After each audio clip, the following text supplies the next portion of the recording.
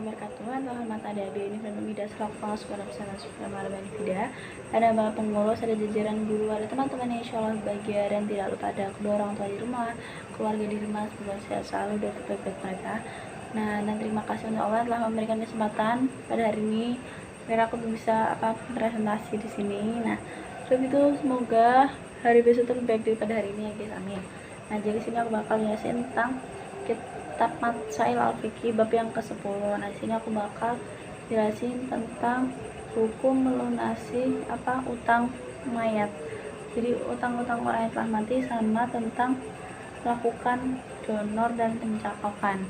Nah, jadi langsung aja. Jadi yang pertama itu ialah utang mayat. Itu kan biasanya dia itu masih memiliki utang. Nah, jadi utangnya itu ada dua. Biasanya itu ada utang terhadap manusia sama ada utang terhadap Allah.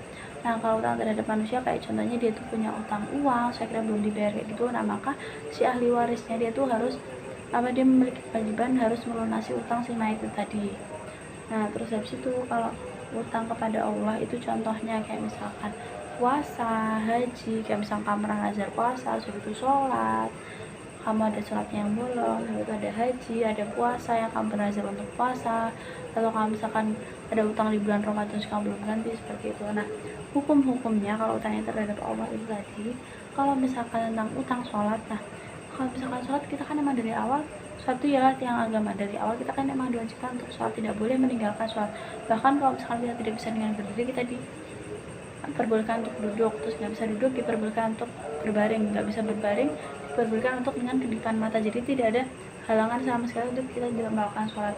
Nah, jadi tidak ada alasan yang membolehkan untuk ahli waris itu tanpa menggantikan sholat si mayat itu tadi, kecuali sholat-sholat sunnah. Jadi dengan kita sekarang masih punya utang-utang sholat, hendaknya segera dilunasi sebelum ajal menjemput.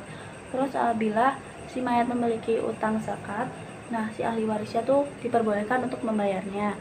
Terus kalau misalkan utangnya contohnya utang puasa, baik puasa nazar maupun sunnah, itu diperbolehkan, bahkan dimustahabkan.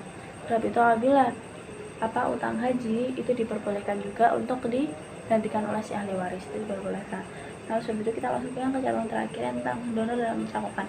Nah, yang pertama tadi donor mata. Nah, donor mata ialah pemberian kornea bagi orang-orang yang membutuhkan. Nah, tapi ada dua pendapat, ada yang mengharamkan, ada yang memperbolehkan. Yang mengharamkan itu karena kalau misalkan ada seseorang yang udah jadi mayat, nah itu kan kalau misalkan kita ngambil suatu tubuhnya atau kita menjambak, kita mandikan aja kan, kita menyentuh aja kan mayatnya kan udah ngerasa sakit ya guys, nah maka itu hukumnya diharamkan. Tapi ada juga yang memperbolehkan karena hajat orang buta agar dia tuh bisa melihat, untuk orang-orang yang membutuhkan itu diperbolehkan. Jadi ini yang dalam keadaan darurat akhirnya diperbolehkan. Terus yang kedua itu dari cangkok jantung.